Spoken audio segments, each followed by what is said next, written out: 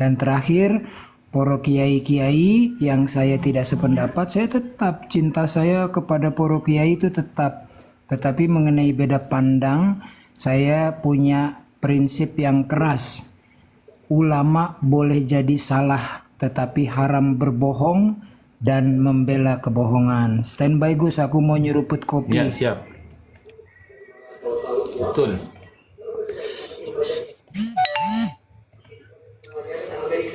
Nah, ini yang penting. Apakah Kiai Ja'far sudah bisa aktif?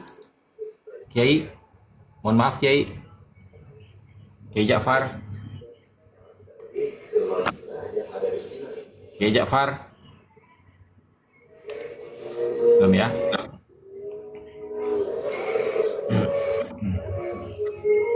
Kita Ini yang Kiai Ja'far aktif. Ya, sebelum nunggu Kiai Ja'far aktif, dilanjut sama santri bersarung. Oke, santri bersarung silakan. Santri bersarung. Mau apa ini Gus? Mau apa? Mau Diskusi. apa? Udah selesai diskusinya. Ini Mau. sudah Jadi begini, santai ini. narasi ya. Ya, narasi. Narasi aja. Jadi begini, ada beberapa bangsa yang tidak bisa ditaklukkan oleh Mongolia. Di antara bangsa itu Jepang dan Nusantara di waktu kerajaan Majapahit kalau nggak salah itu ya. Nah sekarang Nusantara dikadalin sama Baklawi, apa nggak malu tuh sama leluhur kita Majapahit? Waduh, dah itu aja.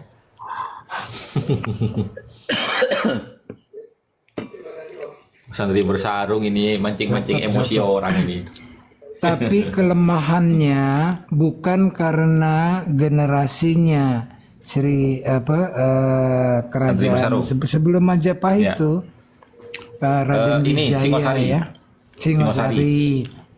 Bukan karena keturunannya itu lemah melehoi, tetapi dikarenakan tamunya berkedok agama. Sopo sing wani nek wis nyebut nama Rasulullah Sallallahu Alaihi Wasallam, pakai sorban, pakai baju panjang, jubah panjang.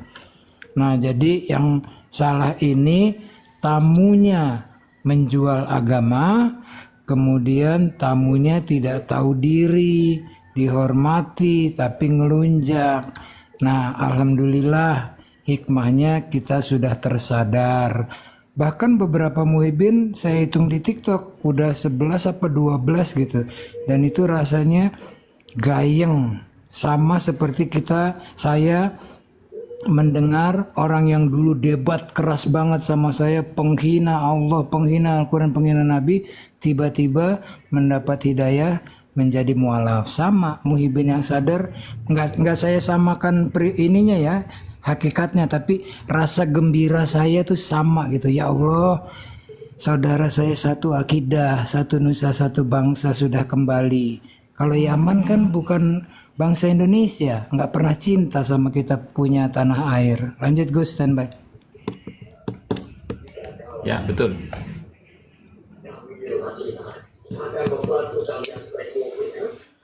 Jadi bagi saya polemik nasab ini adalah kesempatan kita untuk meningkatkan daya kritis kita, ya.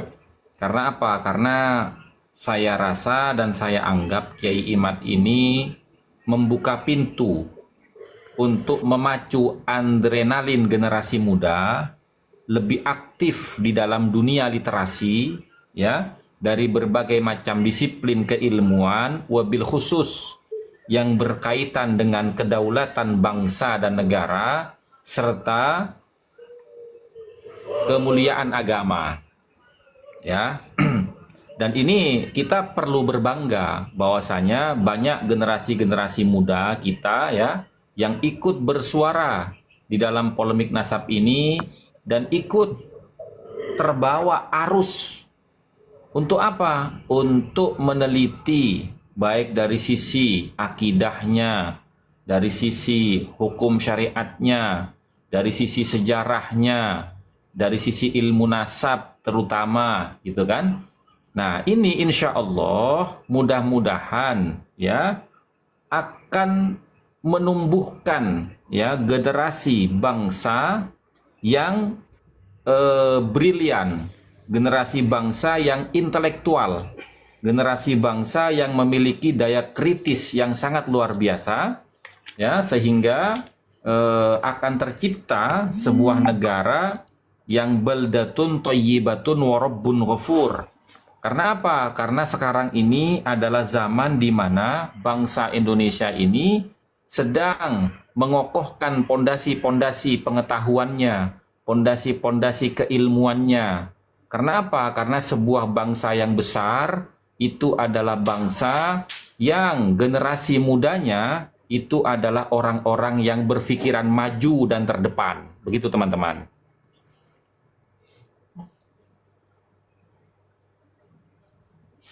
Mantap, mantap.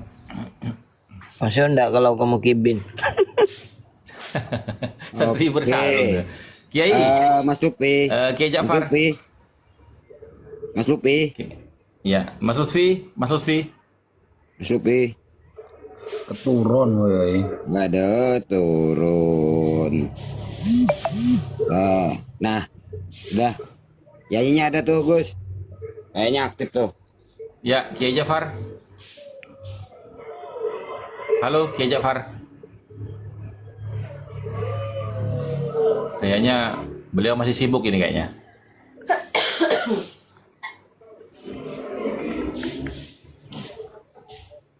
Dilanjut sama M-Boy. Oke, M-Boy. Coba cerita opom ya. M-Boy. Ya, gimana? Ya gimana. Dilanjut. Narasi aja lah. Lanjut narasi ya. Ya. Nunggu. Ya datang kita. Nunggu beliau lagi masih sibuk lagi. Gus, Syekh Mazen kabarnya gimana Gus? Beberapa hari ini aku nggak lihat dia di koma Gus. Tadi si Masen. Alhamdulillah. Cuman karena akun beliau kena banned ya, jadi beliau ganti akun yang baru. Siap, pantas lah banyak yang memusuhi memang. Tapi Iya. biarin nggak apa-apa, yang memusuhi kan ya kita tahu. Ya udah, alhamdulillah kalau beliau sehat-sehat aja.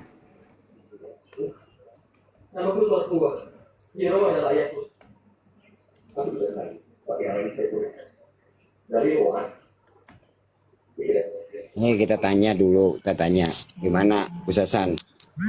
Kan dianggap kayak gitu ya. Ini kan masalah juga nih. Mungkin bukan hanya 1-2 orang. Ngapain kamu ngurusin nasab-nasab, kamu bukan ahli nasab, bilang nggak kan? Nah terus tuh gimana? Ah, itu gampang Ya. sini, gua yang jawab ya Gus, izin ya Gus. Ya, siap. Silakan. Ngapain lu ngurus-ngurus nasab orang katanya, mending lu urus nasibmu sendiri. Siap, gerak, jawabannya gitu. Kalau ada orang mengaku saya cucu Soekarno, Presiden RI pertama, itu urusannya sama Ibu Megawati, beliau tuh. Nanti Ibu Mega yang ngurus, bener kamu cucu gitu kan. Tapi kalau ada orang mengaku-ngaku saya, dalam tubuh saya mengalir darah Nabi, nah itu kita minta buktinya untuk divalidasi, karena menjaga kesucian garis nasab Nabi Muhammad SAW, Ahlul Bait, kemudian zuriat, itu bukan hanya kewajiban tetapi juga hak kita untuk menjaganya. Jadi kalau ada orang berkoar-koar saya cucu Nabi, tetapi ketika diminta bukti dia ngamuk-ngamuk, nah ini indikator nih, cek sebelah sini zong, cek sebelah sana zong. Jadi intinya kalau tadi ada orang ngaku cucu Soekarno, urusan dengan Ibu Megawati. Kalau ada orang ngaku zuriat Nabi, urusannya dengan semua umat Islam di seluruh dunia. Emang Nabi milik dia doang? Nabi Muhammad SAW milik kita semua. Yang kita berhak dan wajib menjaganya. Standby.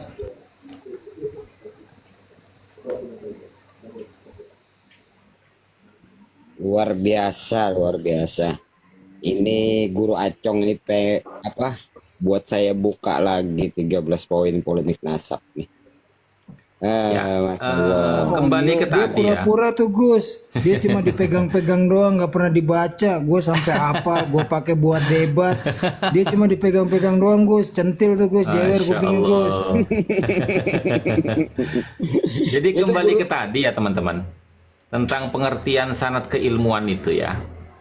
Ini sambil menunggu Kiai Ja'far Shadiq Fauzi aktif kembali. Ya, pengertian sanad keilmuan kita awali dengan makalah Imam Ibnul Mubarak, di mana beliau berkata, yang artinya sanad bagiku adalah bagian dari agama. Jika tidak perlu sanad, maka orang akan bebas berbicara dengan semaunya. Gitu loh. Nah, di sini kita menilai bahwasanya sanad adalah sumber referensi keilmuan yang kredibel yang sedang dipresentasikan. Ya. Lalu apakah dalam pengambilan referensi dari berbagai sumber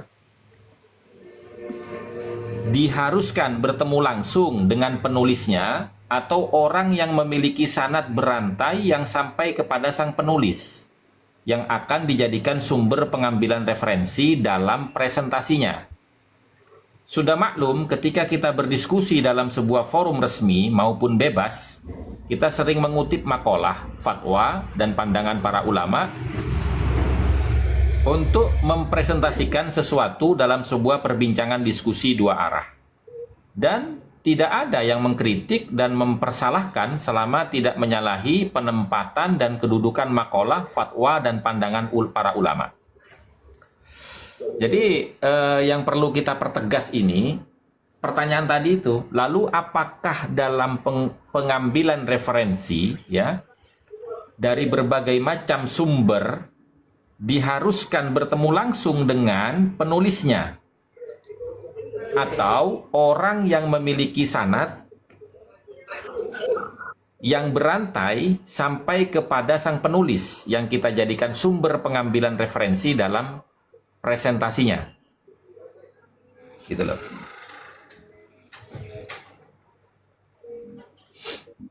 Kira-kira bagaimana nih menurut pendapat teman-teman nih? Apakah perlu kita itu talaki dengan sang penulis yang mana bukunya itu akan kita jadikan referensi di dalam berpendapat atau mempresentasikan suatu pemikiran, atau harus bertemu dengan orang-orang yang memiliki sanad berantai sampai kepada sang penulis, atau cukup kita hanya membaca bukunya?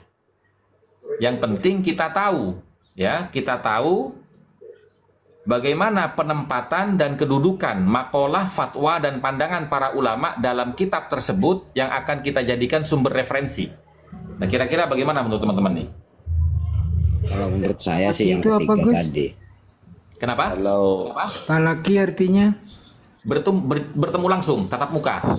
Gus, saya ini mengkaji kitabnya Kiai Hasyim Asy'ari, dan saya tidak mungkin bisa bertemu dengan Kiai Hasyim Asy'ari, dan saya merasa saya adalah muridnya meskipun beliau entah mengakui atau tidak saya sebagai muridnya.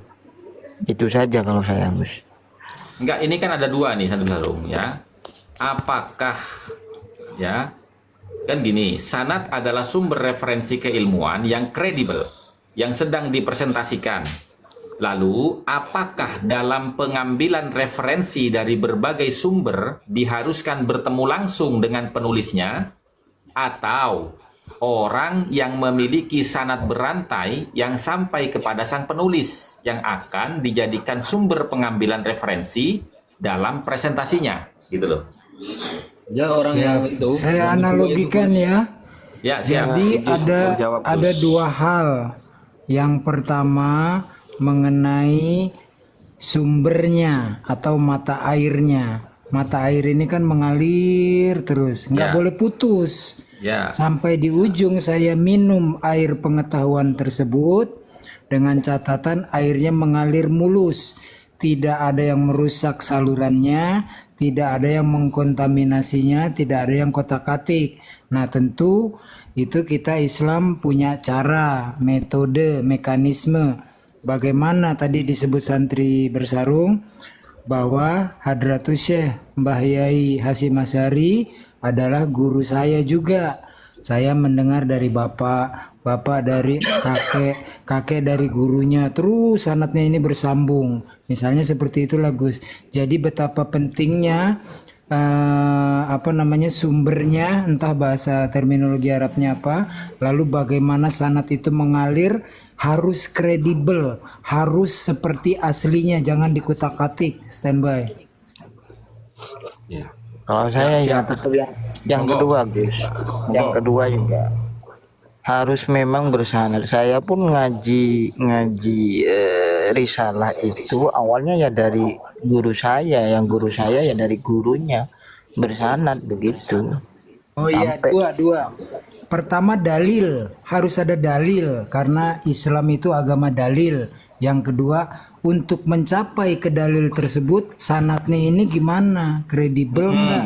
Bener nggak? Dah itu dalil dan sanat, dua-duanya harus gandeng Gus. Karena kita nggak bertemu langsung dengan yang memberikan dalil tersebut. Contoh Ya. kepada Nabi Muhammad.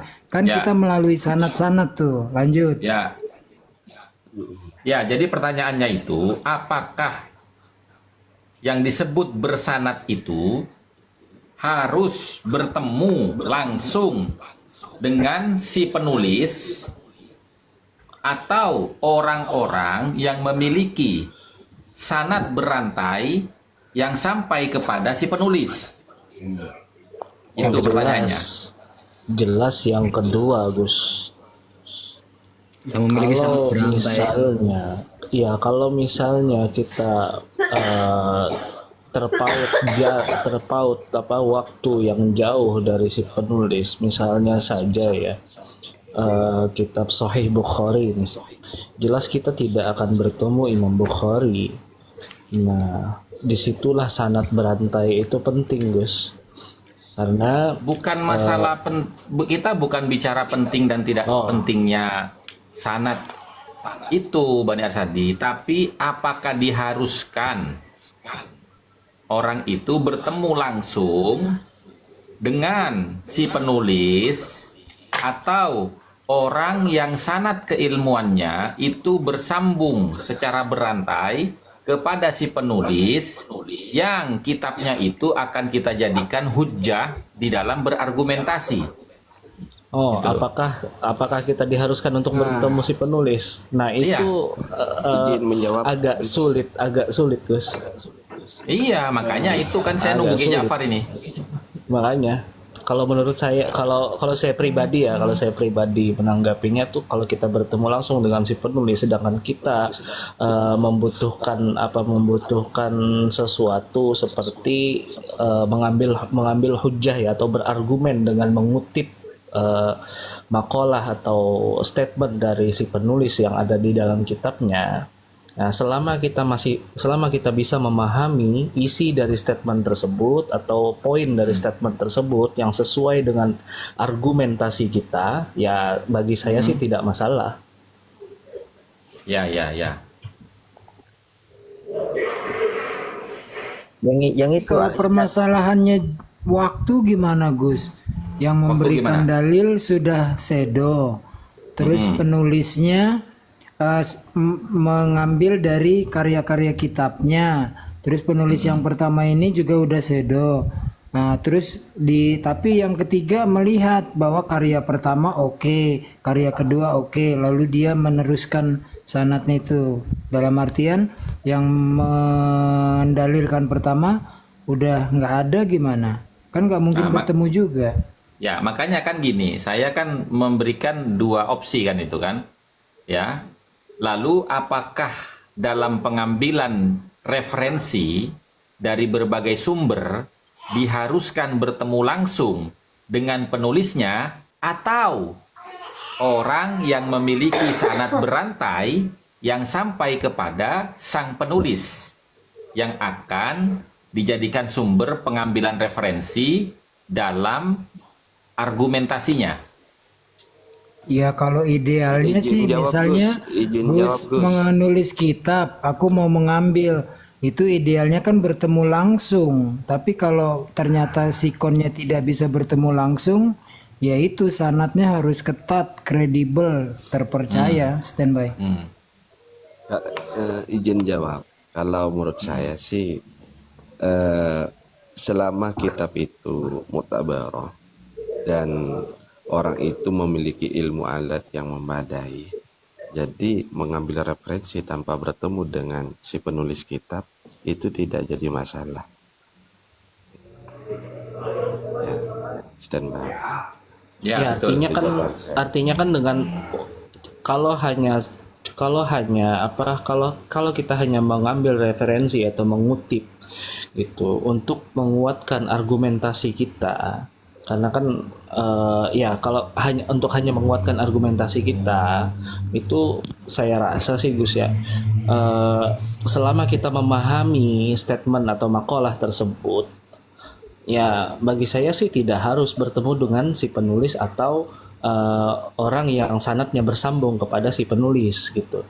Nah, kecuali misalnya kita tidak memahami statement tersebut atau kita tidak mengerti statement tersebut untuk argumentasi kita yang seperti apa gitu loh. Makanya di sini Kang Bani, apa itu ya? Selama kitab itu mutabarah dan orang itu memiliki ilmu alat yang memadai, jadi tidak harus bertemu dengan si penulis kitab itu. Menurut saya nggak jadi masalah untuk mengambil referensi tersebut, karena kalau orang memiliki ilmu alat yang memadai itu kan insya Allah tidak bakal salah dalam menangkap daripada isi kitab tersebut seperti itu. Iya, saya ambil contoh begini, kata Ibnu Mubarak gitu kan dalam statement beliau, al-isnadu minad din walau lal isnad laqala man syaa ma syaa. Nah, ketika kita sudah memahami ibarah itu bahwa sanad itu sebagian dari agama kita gitu. Jika tidak ada sanad, laqala ma syaa man syaa, maka dia akan berkata, dia akan berstatement, dia akan berargumen semaunya gitu loh. Nah, ketika kita sudah memahami makalah tersebut, untuk menguatkan argumentasi kita tentang tentang pentingnya sanad dalam agama kita atau dalam setiap hujah dan argumen kita, maka ya tidak perlu kita bertemu dengan Ibnu Mubarak atau mengambil ilmu atau ibrah dari orang-orang yang sanadnya bersambung kepada Ibnu Mubarak. Namun kalau misalnya kita belum mengerti, mungkin idealnya kita akan bertanya atau mengambil pemahaman dari orang-orang yang sanadnya bersambung kepada Ibnu Mubarak atau orang-orang yang memahami statement tersebut. Begitu, standby. Ya, Itu Ilmu alat itu apa? ilmu alat itu ilmu gramatika bahasa Arab. Gramatika Bang Acong. Siap. Nahwu, shorof, balaghah, mantik itu ilmu. Siap. Jadi begini teman-teman ya. Sanad keilmuan adalah silsilah keilmuan yang menghubungkan si murid dengan gurunya hingga sampai ke Rasulullah SAW. Ya, sanad juga disebut sebagai al-athar. Al-athar itu apa? Jejak. Ya. Nah, sanad memiliki beberapa fungsi, diantaranya menguji validitas informasi berupa hadis, gitu kan? Mengetahui kualitas keilmuan seseorang mengenai agama Islam, menunjukkan pentingnya otoritas seseorang dalam berilmu, menjaga dan melestarikan keilmuan yang telah dikembangkan ulama. Sanad merupakan tradisi ilmiah yang hanya dimiliki oleh umat Islam. Secara bahasa, sanad berarti sandaran, yang kita bersandar padanya dan berarti dapat dipegangi, dipercayai, gitu loh. Artinya begini, sanad itu menurut saya tidak harus berjumpa dengan si penulis, juga tidak harus berjumpa dengan orang yang memiliki mata rantai sanad keilmuan yang bersambung kepada si penulis, gitu loh. Nah, Ustaz Acong kok kepental ini? Naikin lagi dong. Nah,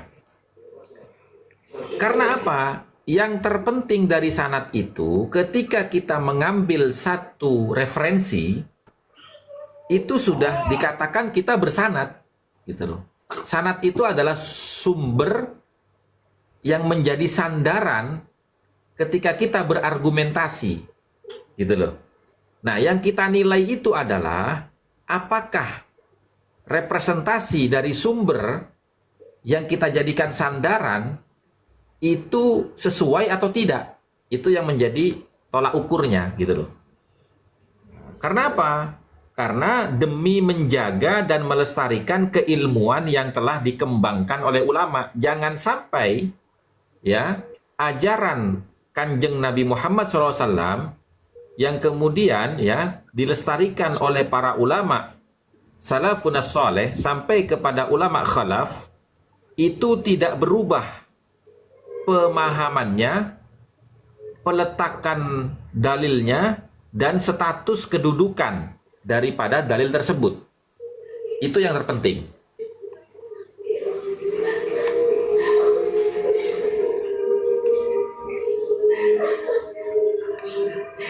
Kenapa? Karena banyaknya orang itu sekarang yang mengandalkan yang mengandalkan sanad talaki, sanad berjumpa dengan seorang, sehingga banyak yang mencederai kepahaman, gitu loh. Contoh misalkan orang itu bawa kitab, gitu kan, tiba-tiba datang ke penulisnya minta tanda tangan ijazah, tapi tanpa mempelajari isinya, gitu loh. Iya, itu fakta teman-teman. itu Gus. Fakta itu Gus. Iya, gitu loh. Contohnya saya Gus. Dan yang paling penting itu kan Gus, kitabnya itu mutabaroh. Oh iya, iya. Kalau kitab yang muktabaroh itu kita pahami karena ini kan berkaitan dengan ilmu nasab. Ilmu nasab ini kan belum muktabar di sebagian umat Islam, gitu loh. Hanya di lingkup sebagian kecil umat Islam saja, gitu loh. Nah, ini kita tunggu Kiai Ja'far Shadiq saja. Bagaimana pendapat beliau tentang masalah sanad ini? Yai Ja'far, monitor Yai. Yakin gak lemut kayak ya. Tadi beliau kayaknya sempat bersuara. Enggak gitu. Bugi lemut. Lagi mateni lemut tretek mau kok. Istrinya tadi suara istrinya kayaknya. Kayak gitu suara laki-laki tadi, Kang Roy. Wah, dengar aku sih suara cewek, Pak. Aduh, Bukan suara cewek sebenarnya.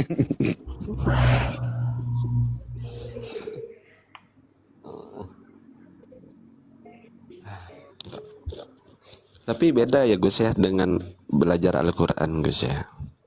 Memang harus dipastikan rantai sanadnya itu. Oh iya, karena itu berkaitan dengan apa? Berkaitan dengan makhraj. Berkaitan dengan makhraj, gitu loh. Iya. Agar supaya tidak salah orang itu di dalam melafalkan satu huruf ya berdasarkan makhraj yang telah ditentukan, gitu loh. Tuh. Makhraj yang telah